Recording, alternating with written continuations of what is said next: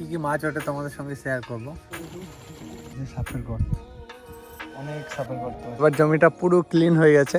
তো আজকের ব্লগটা শুরু হচ্ছে মাঠ থেকে। এখন হচ্ছে সকালবেলা, এখন প্রায় 5টা বাজে। আর খুব সকাল সকাল যাচ্ছি মাঠের উদ্দেশ্যে। মাঠের জমিগুলো এখন ধান রোয়ানো হচ্ছে। এক গাড়ি চায়না মরিচ চলে গেছে আর এখন আমরা যাচ্ছি।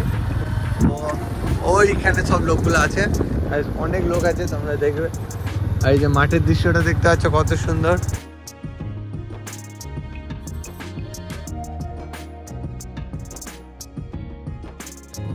তো এই হচ্ছে একটা আমাদের জমি এটা। এখন খুব সকালবেলা শিশির ভরা অল্প দিয়ে হেঁটে চলেছি। তো ওই যে দেখতে পাচ্ছ অনেক লোক রয়েছে, ওখানেই আমাদের বীজতলা। আর এই হচ্ছে আমাদের একটা জমি। আর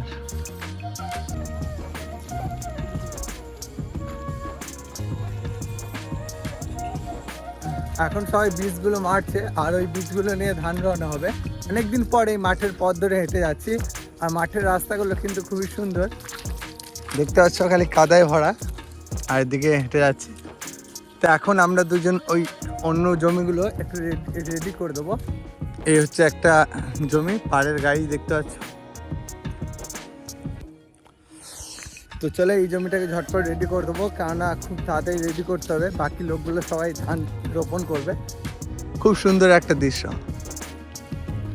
তো চলো এখন কাজটা করি, কাজ শেষে দেখা হচ্ছে। একটু কাজ করি। তো এই জমিটা এখন কাজ করা পুরোপুরি কমপ্লিট। মাঝে মধ্যে অল্প কিছু ঘাস বেরিয়েছিল, সেই ঘাসগুলোকে নিড়ানি করা হলো। তো এই যে দেখতে পাচ্ছ এবার জমিটা পুরো ক্লিন হয়ে গেছে। আর এই জমির মধ্যে এখন ধান লাগানো হবে। আর লাগানোর পরে কিন্তু খুব সুন্দর লাগবে। মাঠের দৃশ্যটা কিন্তু অনেক সুন্দর, প্রকৃতির সবুজ দৃশ্যগুলো কিন্তু খুব সুন্দর লাগে।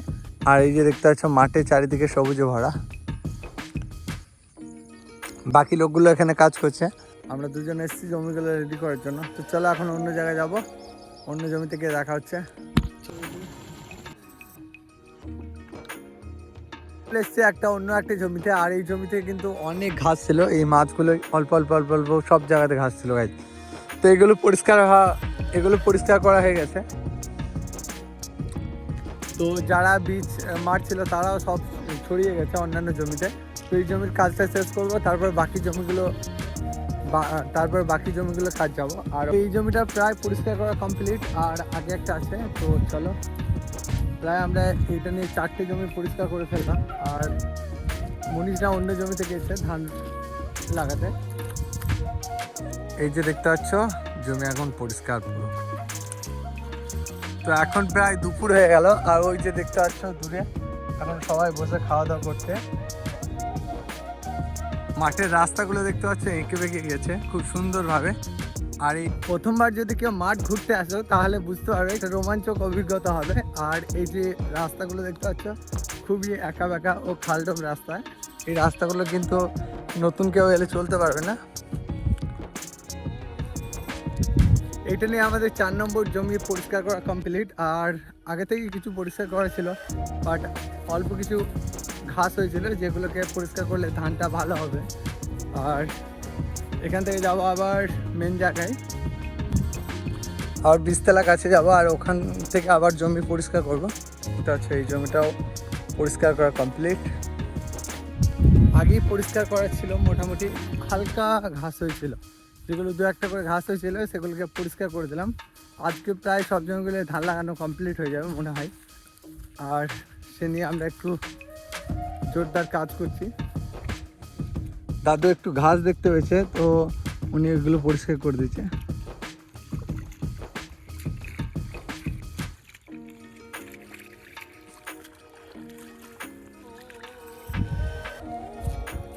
কাজে কর্মে অভিজ্ঞতা দাদুর প্রচুর, উনি আমার গ্রামের সম্পর্কে দাদু হচ্ছেন। আর সেই নিয়ে একটুখানি ঘাস দেখতে পেয়েছে আর ওই ঘাসটাকে তুলছে। তো এই জন্যই বলা হয় মাঠে চাষের জন্য কিন্তু অভিজ্ঞতাগুলো থাকা দরকার।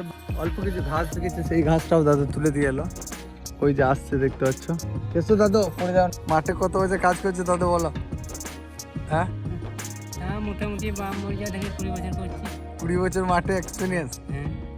ধান কোনো সময় লাগাইতে গিয়ে কি চাল হইলো? ধান কোনদিন হয় না।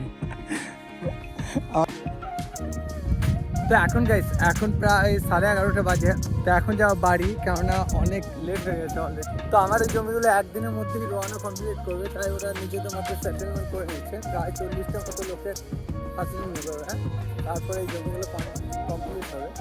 এখন আমি চলে যাচ্ছি বাড়ি, কারণ এখন খাওয়া দাওয়া করবো, তারপরে আর আসতে হবে না বোধহয় আমাদের। ওই যে দূরে বাইকটা রাখা আছে আমার, অনেকটা দূরেই, ওখানে পাকা রাস্তা আছে।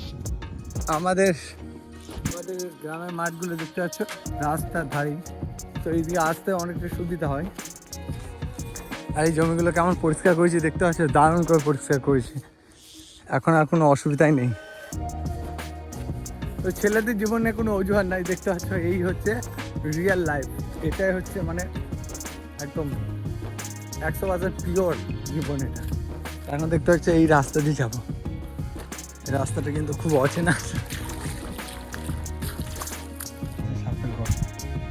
অনেক সাপের করতো, যারা যারা মাঠে আসো না তাই দেখায়। এই যে দেখতে পাচ্ছ এখন মাঠের জমিগুলো ধান লাগানো হয়ে গেছে, সে কারণে এখন সাপে এখন এই পাড়ের মধ্যেই থাকে। তো দেখতে পাচ্ছ অনেক সাপের করতো। তো চলো বাড়ি থেকে দেখা হচ্ছে।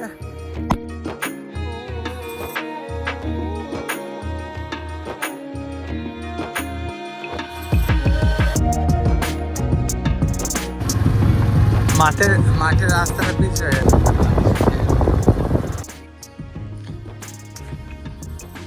তো এখন গাইস এখন বাড়ি চলে এসেছি, আর দেখতে পেলাম ভাইপো বেশ কয়েকটা মাছ ধরেছে। তো আজকে ভাইপো একাই মাছ ধরেছে, তো সাহস কিন্তু আর অনেক, বড়শি কিনে নিয়ে আসছে নিজেই, তারপরে মাছ ধরেছে।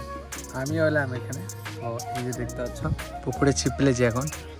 আর মাছ ধরা কিন্তু অনেকটা ধৈর্যের কাজ। ভাইপো কটা পেয়েছো গো আব্বু? তিনটে। আর কটা?